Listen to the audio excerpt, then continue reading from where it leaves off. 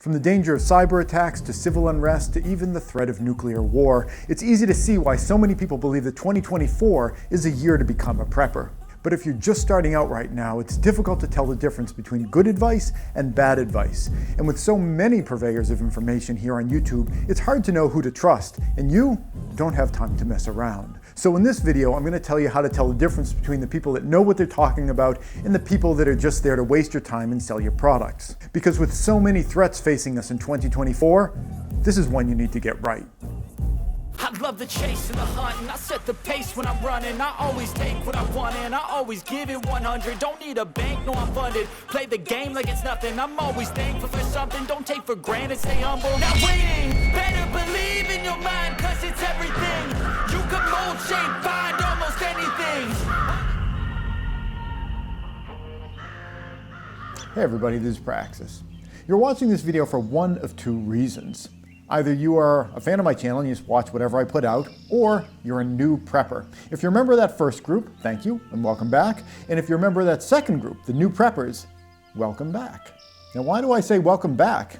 You're just starting off with prepping. Why am I welcoming you back? Well, the reason is because for the vast majority of all of human history, we have all been preppers. And in fact, if you go back further than that through evolutionary history, every animal on the planet has to be a prepper or they're not going to survive. It's only in modern times that people have kind of had the luxury of being able to move away from doing prepping. So the fact that you're just starting out on your prepping journey now really means that you're coming back to what people have been doing all along. So, welcome back. And it's a wonderful lifestyle. I know a lot of you guys probably have come to this channel or have searched up other channels because you're nervous about the things that are going on in the world. There's a lot of fear floating around, but once you get into prepping and preparedness, a lot of that fear just disappears. If you're prepared for something, you don't really worry about it that much and you're not afraid of it. Now that doesn't mean that a lot of the people who are into prepping wish for all these things to happen. There are a lot of things going on in the world that I definitely do not wish to see come to fruition. There are a lot of preps that I have made, including my nuclear fallout shelter, which I honestly hope to never have to use in my entire life. But the fact that I'm prepared for those things gets rid of an awful lot of the anxiety that is connected with them. But whether it's fear or just general interest that's brought you to prepping, I want to welcome you to this wonderful way of living your life.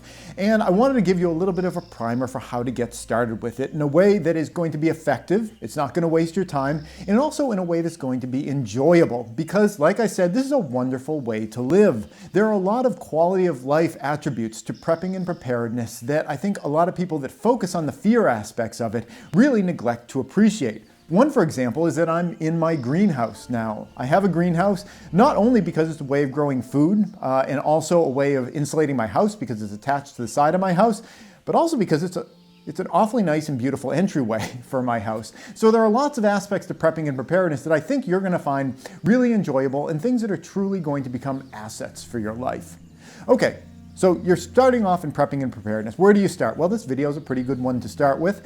I have lots of videos on my channel that I would recommend, and I will towards the end, but I want to give you first some general recommendations about if you're doing research here on YouTube about how to get into prepping and preparedness, where you should really start.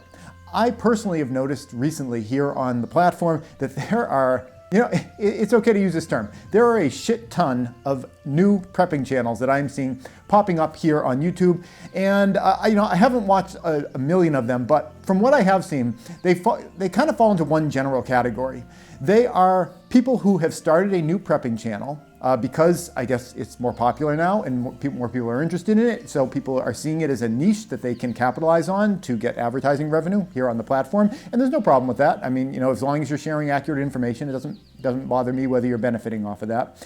But the other category that a lot of these prepping channels fall into is not only are they new prepping channels, they seem like they are new preppers themselves. They are people who have seen other videos here on the platform, either from myself or from other people. They have kind of digested that information to some degree, and they are regurgitating, sorry we're into this digestive metaphor, but they're regurgitating this information out for you guys. Now, if they're doing an effective job of taking the experiences of experienced preppers and packaging that in a way that is delightful for you and has like a rich color palette with colored lights in the background and women who are not unattractive, that's totally fine. But you want to make sure whoever you are listening to, they actually have a sense of what they're doing, and they are going to be a reasonable filter for you.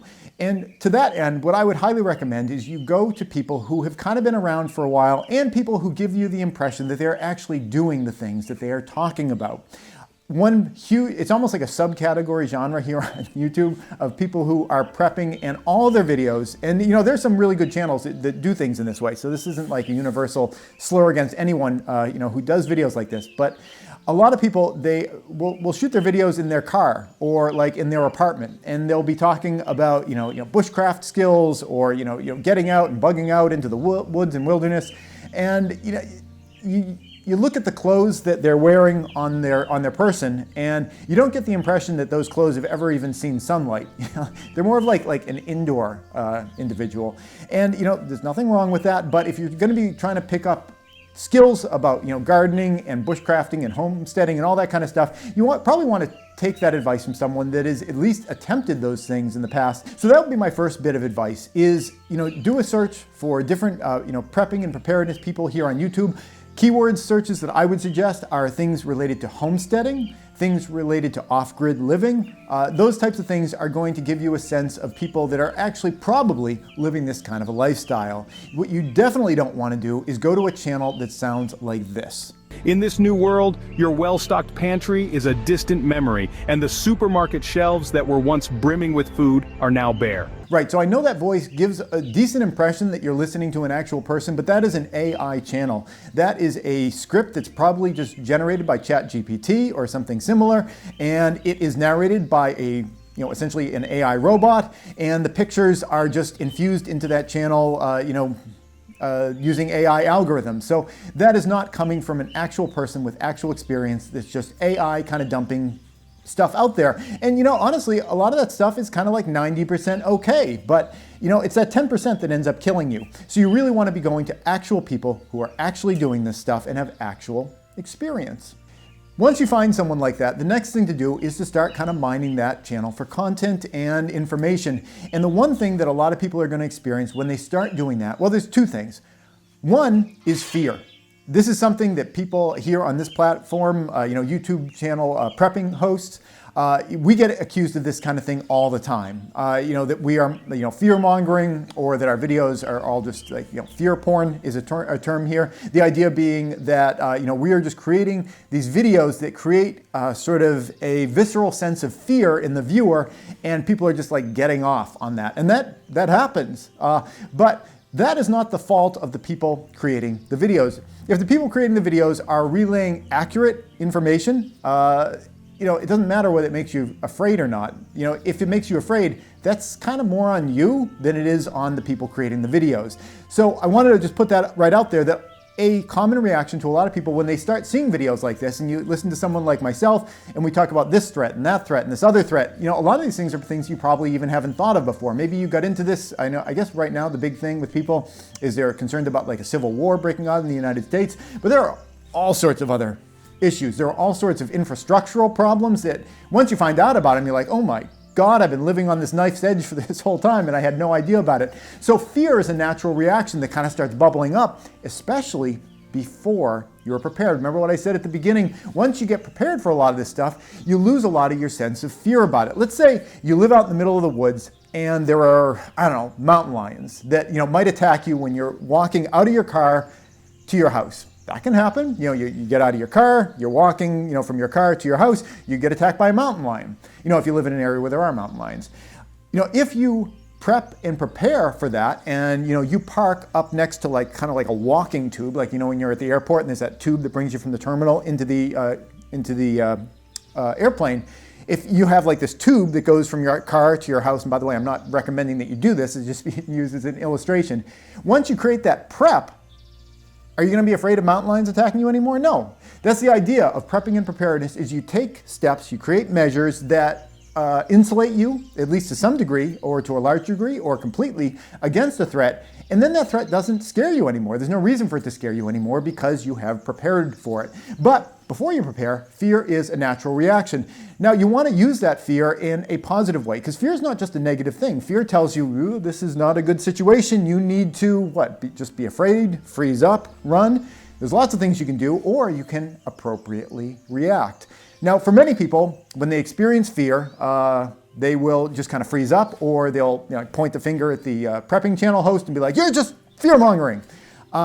Those are reactions. They're not helpful reactions. The helpful reaction to fear is to take appropriate measures to mitigate whatever it is that's bothering you. And that's what prepping and preparedness is all about. So you're going to experience that right at the beginning, but don't let that consume you. Fear it's kind of a fire under your butt to get you to do things. And the next step that we're going to talk about is what things you should be doing, because when you are fearful, sometimes you can get into that fight or flight kind of response. My boy was working at a model at the table the other day. I bought these little model kits for Christmas, and he realized that he had done something incorrectly with it. And his immediate reaction to realizing he glued something together wrong was he got frustrated and he just started tearing it apart. And I said, hold on, before you act, once you realize that there's a problem, before you act, think about what your action is going to be and figure out whether or not that's an appropriate action. Plan out your response first, because that's a big thing when people get into prepping and preparedness. They get that fear response and then they are like, boom, I'm getting my 72-hour, my 3 months of survival food in these tubs. What if I told you that these 2 heavy-duty totes and they go out and they spend a ton of money, maybe they even put themselves in debt, and they don't really think about what they're doing ahead of time. Slow down, think about what you're doing ahead of time. A lot of the channels here on YouTube will have thumbnails and titles, and myself, I'm guilty of this as well, that suggest that there is an immediate urgency to things. And I think there is an immediate urgency to things, but just because things are immediate and present dangers doesn't mean you absolutely have no time to think and ponder and come up with a sensible plan of attack for those things. So slow down, think about the pros, think about the cons, and plan your strategy before you begin. You don't need to solve this problem in the next 5 minutes. You, at the very least, have a good solid 24 hours. And 24 hours of thinking, sleep on it, wake up the next morning, and plan what your attack's going to be. You almost certainly have that amount of time, so use it. Use that time. The next thing that I wanted to talk about is another thing that comes up for a lot of people. This is number 2. The first one was a fear reaction. The second one is a feeling of being overwhelmed. And feeling overwhelmed can lead to a fear reaction, but being overwhelmed in itself it's kind of a separate issue. You may feel overwhelmed but not fearful, but you may just have a sense of, I just don't really know where to start. And that's a great problem to be in, because the solution to that is easy, and the solution is to start small. I'm sitting here in my greenhouse. My greenhouse is attached to an entire house that's essentially an off-grid house. We have the ability to pop back and forth on and off of the grid, but we have solar panels all over the roof. We use that to create all of our own electricity for heating our water. We can heat the house with a wood stove. We have chickens that give us eggs. We have gardens around here. We can forage in the woods. There are streams and rivers around us for getting water if we need to. We're in a really good situation, and this is not the kind of situation that you're going to be able to get yourself into next week, unless you get, you're like a millionaire or something like that. And even there, you'd be kind of hard pressed. But the situation that I'm in, and the situation you're going to see a lot of preppers in, especially the preppers that you should be listening to, not these people that, look like their clothes have never seen a day of work in their life, and they're like sitting in their car or they're sitting in their apartment and, they've got like 2 cans of tuna behind them. Not those kind of people, but the people you should be listening to.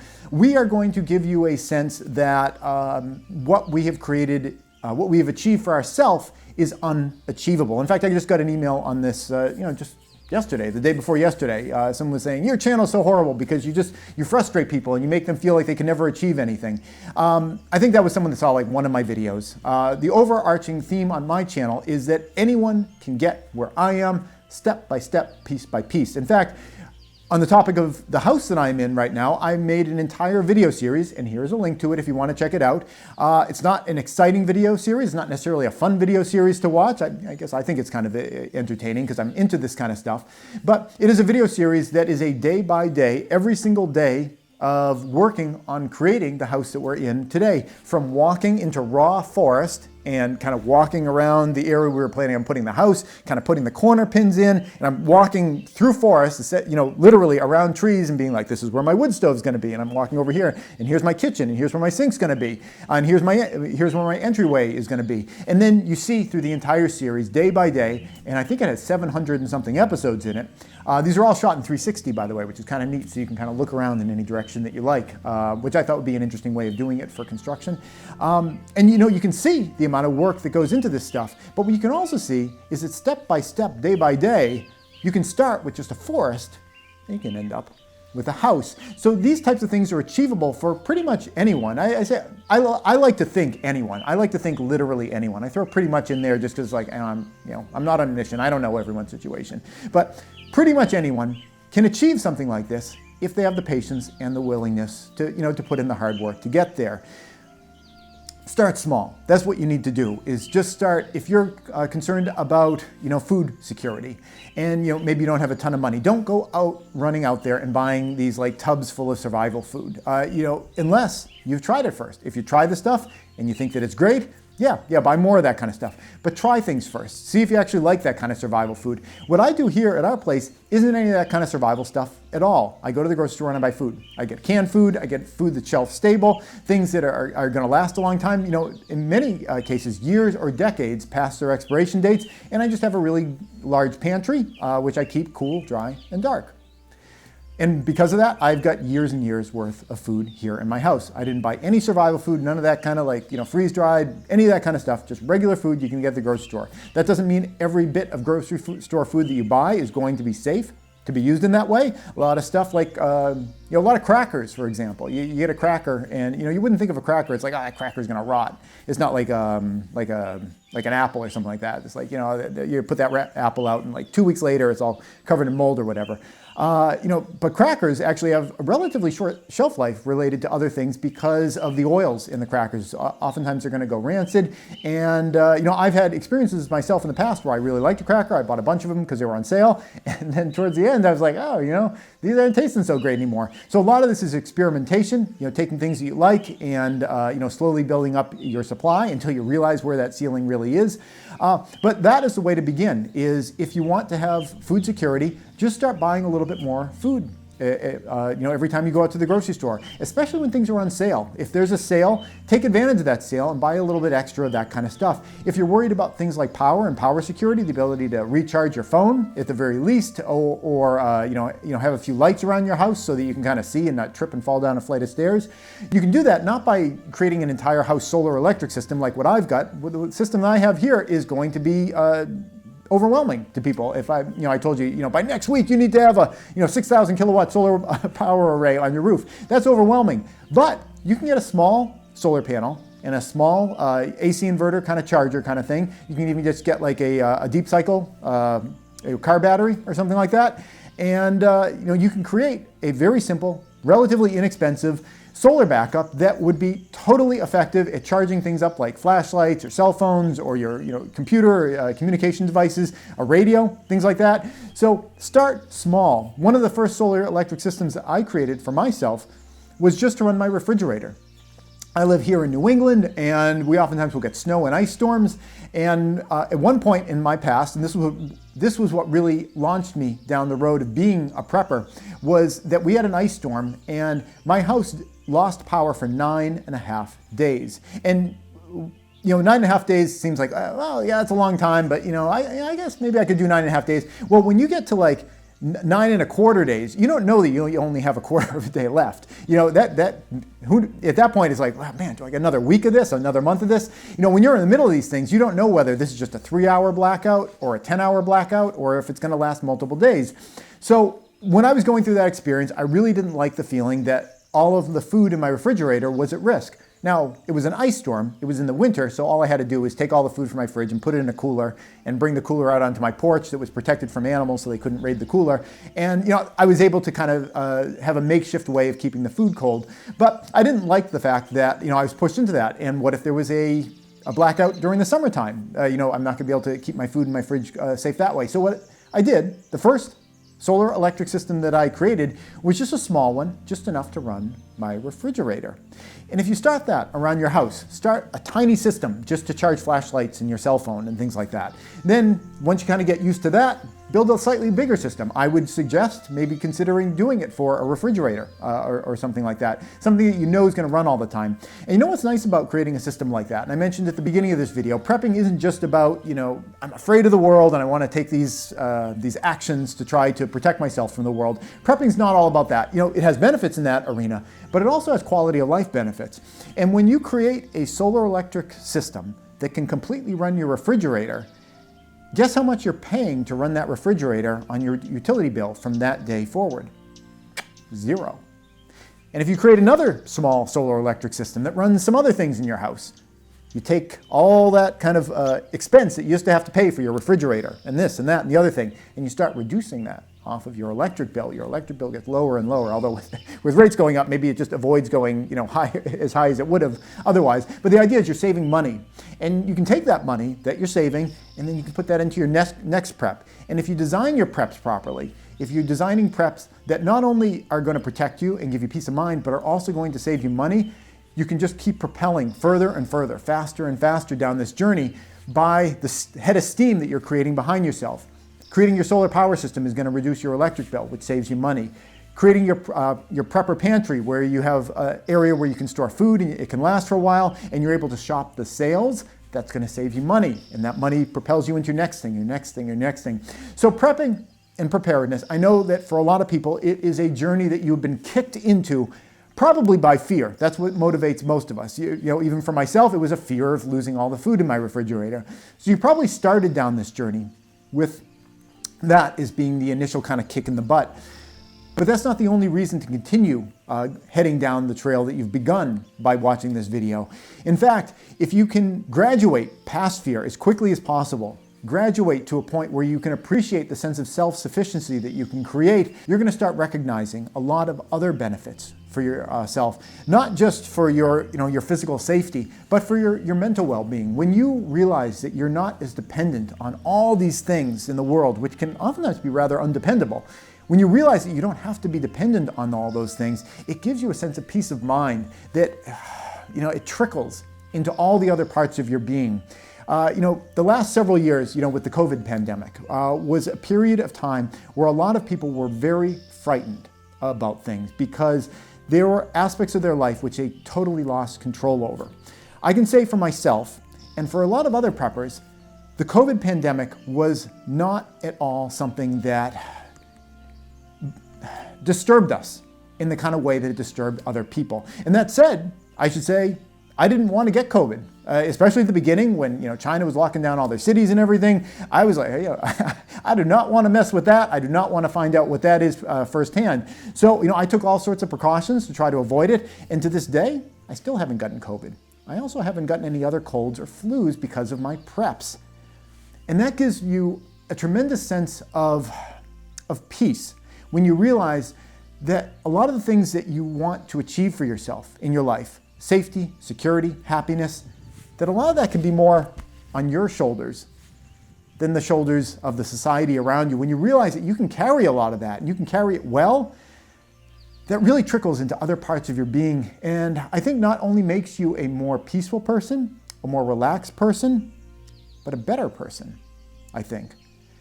I like spreading prepping and preparedness here on YouTube because I'm a nice guy. I just like helping other people out, but that's not the only reason. One of the big reasons that I like spreading this message here on YouTube to as many people as I can, and my friends, and my neighbor, and my family, as much as they'll let me. I don't talk their ear off about it forever, but I trickle these little ideas out to people now and then.